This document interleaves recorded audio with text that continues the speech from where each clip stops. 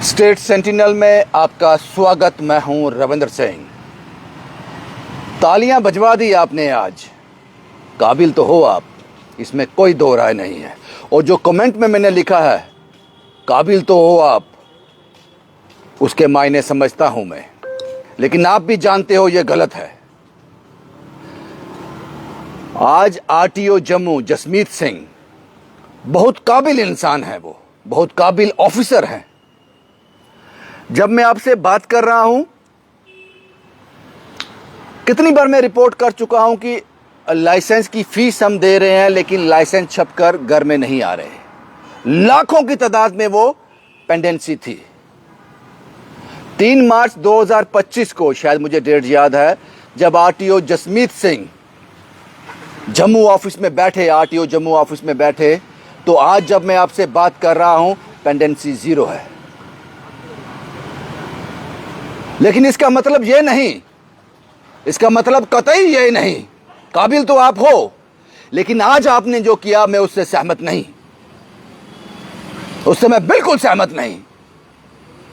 आज आपने जो ई रिक्शा, ई कार्ट और ई ऑटो के लिए जो लोगों को एड्रेस किया, तालियां भिजवाकर, खामोश कर उनको घर भेज दिया, मैं उससे सहमत नहीं। लेकिन जितने काबिल ऑफिसर आप हो, ये आप भी जानते हो कि ये सही नहीं है शायद, लेकिन आपकी मजबूरी हो सकती है, आपकी मजबूरी हो सकती है इस तरह से लोगों को कन्विंस करना। ई रिक्शा, ई ऑटो और ई कार्ट के लिए गाइडलाइन आ रही हैं, ऑर्डर्स निकल रहे हैं। सिटी में नहीं घूम सकते, इस फलानी रूट से फलाने रूट में नहीं जा सकते, ये रूट इनके लिए निर्धारित किया गया है। 5, 6, 7, 8, 10 जोन में डिवाइड किया गया है। 85 रूट तय किए गए हैं। ये लीगल ग्राउंड पर कहीं स्टैंड नहीं करता, अगर मैं थोड़ा बहुत लीगैलिटीज को जानता हूं। और इसीलिए शोर मचाया था उन लोगों ने जिनका घर चलता है उनसे। आज आपने उन लोगों को तालियां बजवाकर अपने घर वापस भेज दिया। मेरे कुछ सवाल हैं आपसे। आप काबिल ऑफिसर हो, मुझे पता है कि आपको शायद सामने बोलने के लिए भेज दिया गया होगा, पीछे कुछ और लोग रहे होंगे। पता नहीं ये पॉलिसी किसने फ्रेम की है, किसके दिमाग में ये आया और उसने एक साइड सोचकर ये सब कुछ प्लान कर दिया और एग्जीक्यूट करने की कोशिश की, जो नाकामयाब हुई। और आज आपको उन लोगों को कहना पड़ा कि अभी आपको कोई नहीं छेड़ेगा, कोई चालान नहीं होंगे, आप इस सिटी में कहीं भी जा सकते हो। कितने दिनों तक, कितने दिनों तक? और मैं हैरान हो गया, जो आप इस प्रोटेस्ट को लीड कर रहे थे जो लोग, वो भी तालियां बजाकर घर चले गए।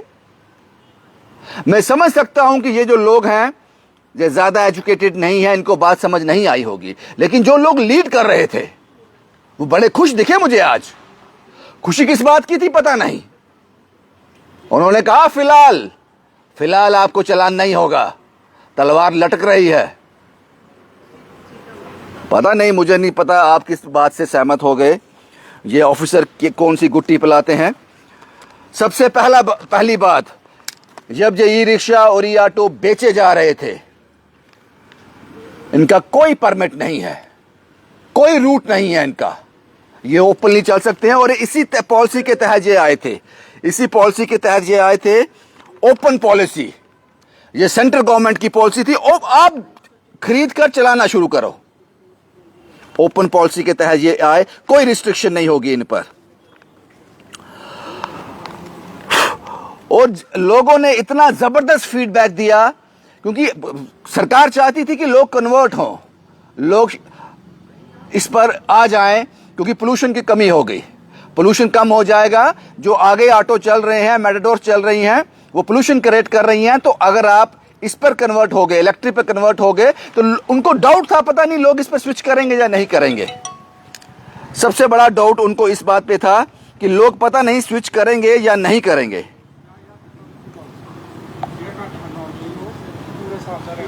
ये सबसे बड़ा डाउट था। लेकिन लोगों ने फीडबैक इतना जबरदस्त दिया, इतना जबरदस्त फीडबैक दिया कि इंडिया स्मार्ट सिटी अवार्ड जीत लिया डिस्ट्रिक्ट जम्मू ने। स्मार्ट सिटी वालों ने ये अवार्ड लेने के लिए ये लोग इंदौर, मध्य प्रदेश तक पहुंच गए।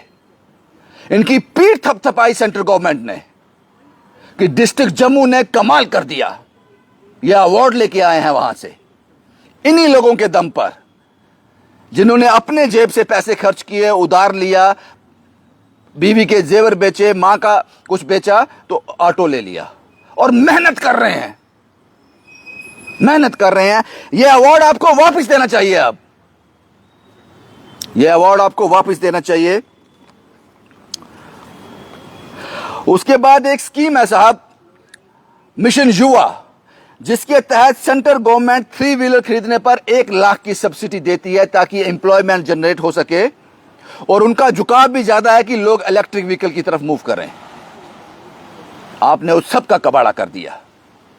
आप मुझे बताओ, मैं 3-3.5 लाख रुपए का ऑटो खरीदूंगा 4-5 किलोमीटर रेडियस में चलाने के लिए? नहीं खरीदूंगा।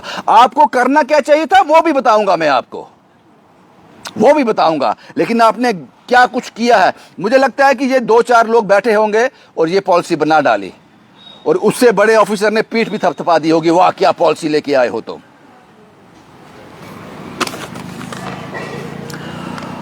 उसके बाद जो ब्लैक ऑटो है, जो पोल्यूशन क्रिएट करता है, म्युनिसिपल लिमिट में 25 किलोमीटर तक वो रोम कर सकता है, और ये जो पोल्यूशन फ्री है, इनका रेडियस आपका 3-4-5 किलोमीटर में इंप्लीमेंट हो जाएगा। ये अगली मीटिंग में ये इंप्लीमेंट होगा। जो आपने तालियां पीटी है ना आज, पता चल जाएगा आपको। अब सवाल यह है कि on what ground, on what legalities आपने ये इतना बड़ा ऑर्डर निकाला? परमिट को इनको आपने इशू किया ही नहीं जब इनको बेचा गया। जब इनको बेचा गया, धोखा किया आप लोगों ने इनके साथ। मेरी औकात है 20,000 रुपए की, मेरे पास टोटल सेविंग 20,000 है, ऑटो 3.5 लाख रुपए का है। मैंने किसी तरह से ले लिया कि मैं लेकर बहुत मेहनत करूंगा तो अपना घर भी चलाऊंगा, बच्चों को शिक्षा भी दूंगा और एक अर्निंग का साधन बन जाएगा। आपने मुझे 4 किलोमीटर में महदूद कर दिया, सिर्फ 4 किलोमीटर के अंदर, और तालियां बजवा दी आपने।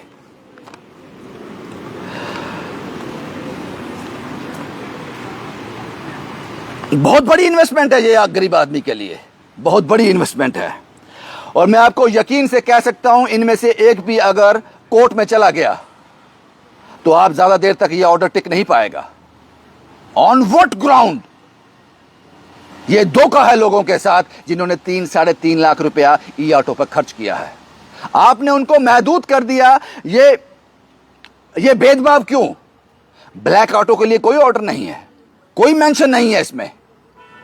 आपको अवार्ड मिला है इसलिए कि आप ग्रीन जोन करने जा रहे हो, पोल्यूशन फ्री जम्मू डिस्ट्रिक्ट को किया आपने स्मार्ट सिटी के तहत।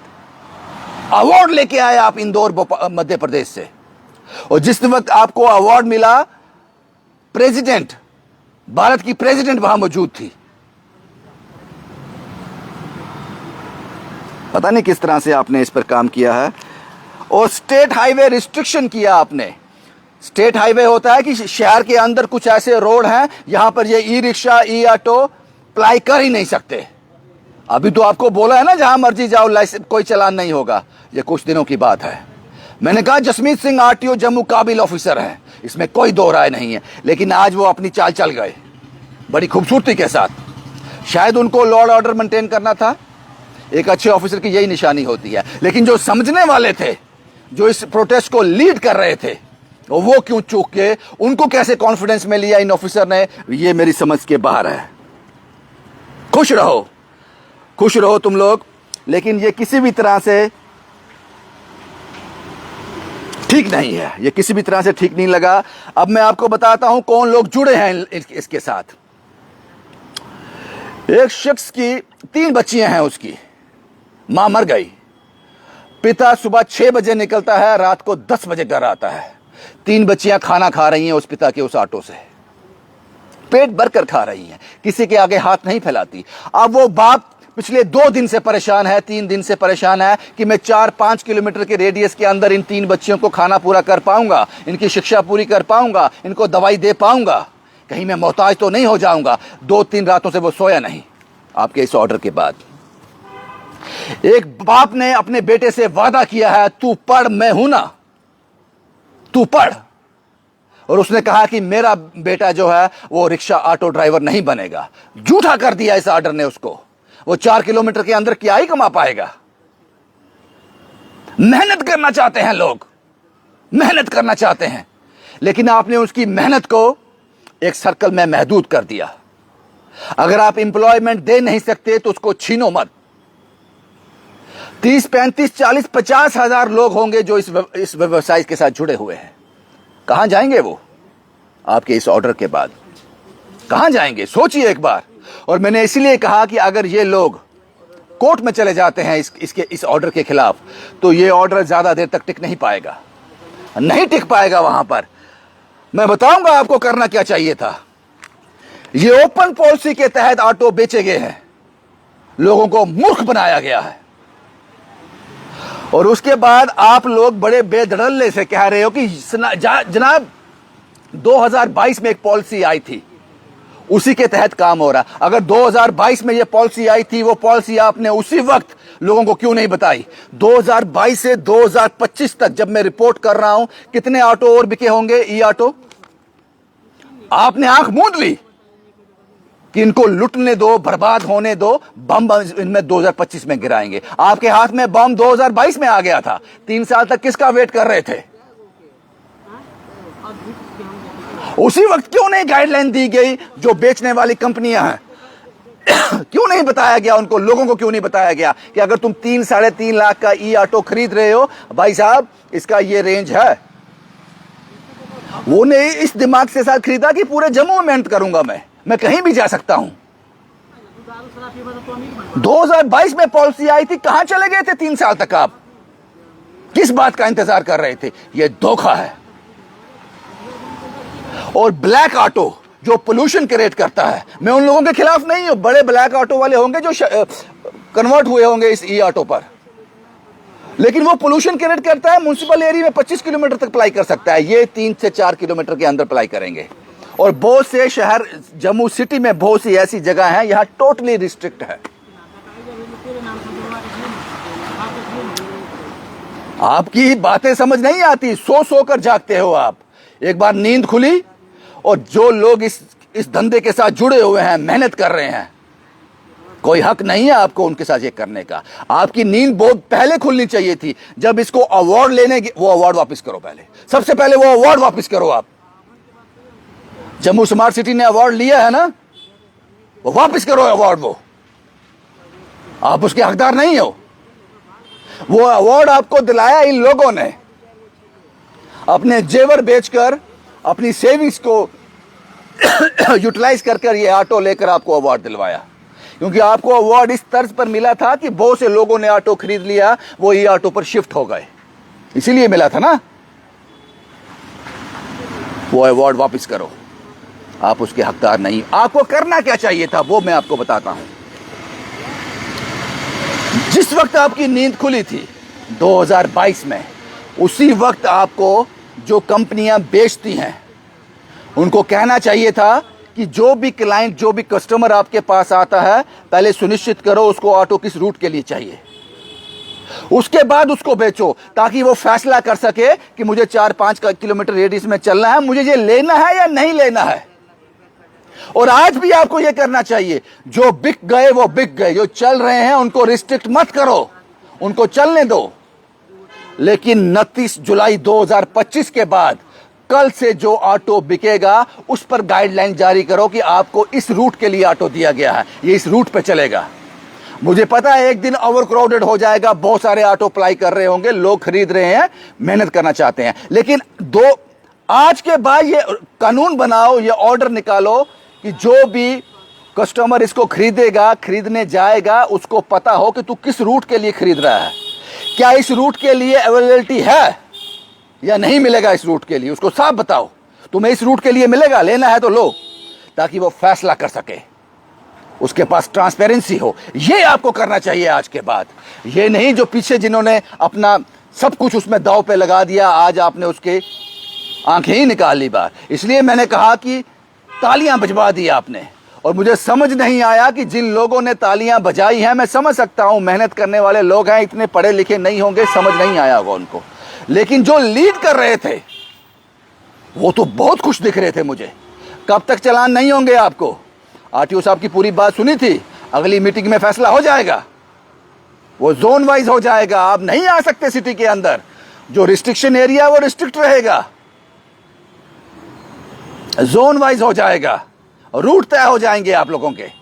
4, 5, 6 किलोमीटर का रूट बनेगा एक, ये धोखा है।